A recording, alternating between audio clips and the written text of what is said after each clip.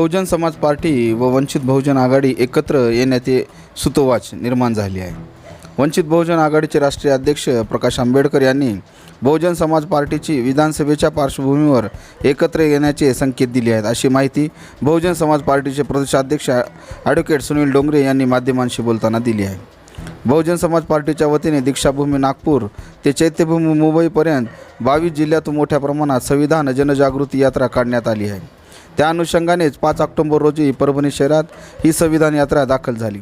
यावेळी बोलताना डोंगरे म्हणाले की पक्षाच्या अध्यक्ष बहीण मायावती तसेच पक्षातील महत्त्वाचे पदाधिकाऱ्यांसोबत वंचित बहुजन आघाडी संबंधित असणाऱ्या युती संदर्भात सकारात्मक चर्चा होऊन पुढे माहिती दिली जाईल। संविधान जागृतीच्या माध्यमातून महाराष्ट्राच्या 22 जिल्ह्यात ही यात्रा जाणार असून या माध्यमातून डॉक्टर बाबासाहेब आंबेडकरांनी संविधानातून दिलेला जो विचार तळागाळातील बहुजनांपर्यंत पोहोचण्याचे काम या माध्यमातून आम्ही करत आहोत, असे ते म्हणाले। शहरातील डॉक्टर बाबासाहेब आंबेडकर यांच्या पूर्णाकृती पुतळ्याला पुष्पहार अर्पण करून अभिवादन यावेळी करण्यात आले।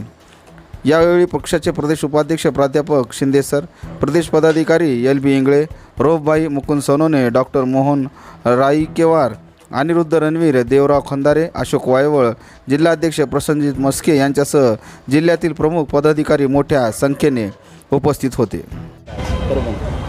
परभणी विधानसभा अध्यक्ष म्हणून मी कार्यरत आहे आणि ही जी बहुजन समाज पार्टीची संविधान रॅली आहे, ही रॅली अतिशय महत्त्वाची अशी आहे। प्रत्येक पक्ष वेगवेगळ्या रूप घेऊन हे संविधान वाचवण्याचा एक प्रयत्न करत आहे, परंतु अक्षरशः त्यांचं त्यामध्ये कुठल्याही प्रकारचं लक्ष नाही। आणि ही जी बहुजन समाज पार्टीची जी प्रदेश अध्यक्षांनी रॅली काढलेली आहे आणि संविधान बचाव ह्या प्रकारची महाराष्ट्रभर ते फिरणार आहेत आणि आम्ही त्या आज कसं स्वागत झालं सर? आज त्यांचं अतिशय उत्साहाने आणि जल्लोषामध्ये परभणी शहरामध्ये स्वागत करण्यात आलं। संपूर्ण वेगवेगळ्या जाती जमातीची आणि उत्स्फूर्त अशी नागरिक विधानसभेच्या पार्श्वभूमीवर काही चर्चा होणार आहे का? काही तिकीट डिक्लेअर किंवा काय असं काही आपल्याला सांगण्यात आलेले आहे का? काही अशी सूचना काही करण्यात आली? प्रत्येक ठिकाणी विधानसभा लढवणार आहेत। वंचित बहुजन आपले आघाडी ही लढवणार आहे, युती करणार आहे त्यांच्यासोबत आणि चर्चा चालू आहे। आणि यावेळेस नक्कीच एक चांगल्या प्रकारचे उमेदवार या ठिकाणाहून परभणीमधून उमेदवार चांगले आहेत का समोर? असे काही अंदाज नाही आहेत, विधानसभा अध्यक्ष आहात त्यामुळे अगदी भरपूर आहेत, संपर्कात आहेत आणि संपर्कामध्ये सुद्धा आहेत आणि चांगल्या प्रकारचे उमेदवार या ठिकाणी नक्कीच आपलं मत या ठिकाणी मांडणार आहेत आणि अगदी विधानसभेला लढवणार आहेत। तुम्हाला निक्षून सांगावंसं वाटतं की ज्या काँग्रेसनी आणि ज्या काँग्रेसच्या नेत्यांनी आपल्या डोक्यावर निळी पुस्तक घेऊन हे सांगत की बा हे संविधान बचाना आहे, संविधान बचाना आहे, समाजामध्ये जाऊन समाजाला भ्रमित केलं आणि 2024च्या लोकसभा इलेक्शनमध्ये बहुजन समाजाची मतं, SC ST OBCचे मतं, मायनॉरिटीचे मतं हे आपल्या पाड्यात पाडून घेतले।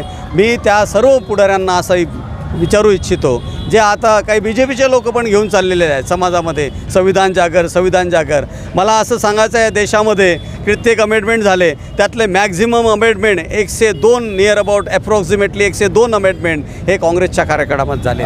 बहुजन समाज पार्टी काही वर्ष झालं पाहतो, या लोकसभेच्या नंतर सुद्धा आता विधानसभेला आपलं अस्तित्व वाचवण्यासाठी धडपड। बहुजन समाज पार्टीला राजकीय अस्तित्व रोखण्यासाठी किंवा वाचवण्यासाठी धडपडत आहे, हे जे तुमचं म्हणणं आहे हे अगदी चुकीचं आहे। ये ऐसासाठी कि बहुजन समाज पार्टी पहले तो एक मिशन है और बाद में बहुजन समाज पार्टी एक राष्ट्रीय पार्टी है।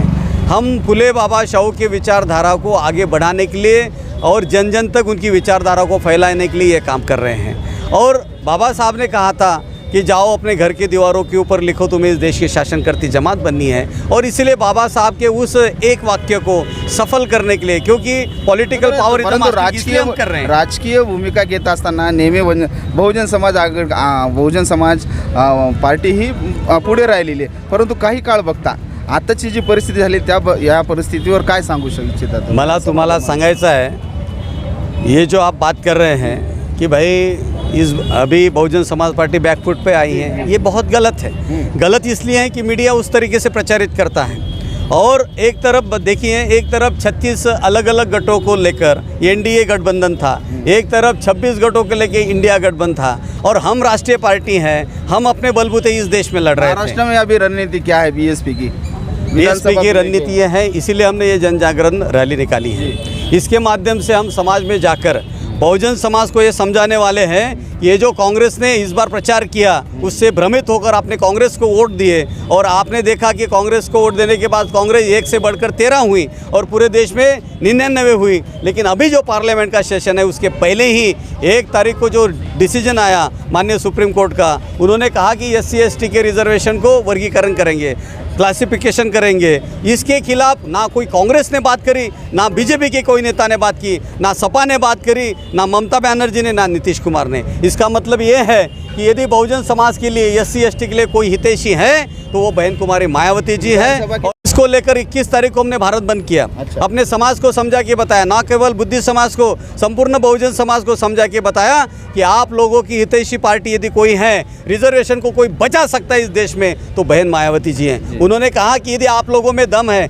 आपने दिया ना, बुद्धिस्टों ने वोट किया, SC ने वोट किया, ST ने वोट किया, माइनॉरिटी ने वोट किया, तो रिजर्वेशन का जब निर्णय आया तो कोई पार्टी क्यों नहीं चिल्ला रही है, कोई क्यों नहीं बोल रहा है? बहन जी ने कहा पार्लियामेंट के अंदर आप इसके खिलाफ विधेयक लाई हैं, इसको नवी सूची में डाली है। मैं आपको बताना चाहता हूं, 4 तारीख को बहन जी बोली और 6 तारीख को पार्लियामेंट का सेशन अनिश्चित काल के लिए बंद किया गया। क्या विधानसभा है में बीएसपी सभी सीटों पे और चुनाव लड़ना इसीलिए चाहती है। हम अभी ये जो संविधान जन जागरण रैली है, इसके माध्यम से 22 जिलों तक हम लोग पहुंच रहे हैं। उधर गोवा की जो सावंतवाड़ी हैं, वहाँ से लेकर पश्चिम कोकण से लेकर ये सारी चीज़ें 5-6 जिलों की रैली मुंबई में डायरेक्ट पहुँच रही है। हमारे 22 जिलों की ये रैली हम लेके चले। हम लोगों को समझा रहे हैं कि अभी रिजर्वेशन को और बाबा साहब लिखित संविधान की जो प्रावधान है उसको बचाना है, तो बहुजन समाज पार्टी को और अपने बलबूते अपने लोगों को हाथी निशानी के ऊपर विधानसभा में पहुंचना पड़ेगा। और हम 288 लड़ने वाले हैं। लेकिन अभी अभी हमें मालूम पड़ा, कल परसों ही, ये आदरणीय प्रकाश आंबेडकर जी ने ये कहा कि यदि बहन जी तैयार है तो हम चर्चा के लिए तैयार हैं। अच्छा। युति के लिए।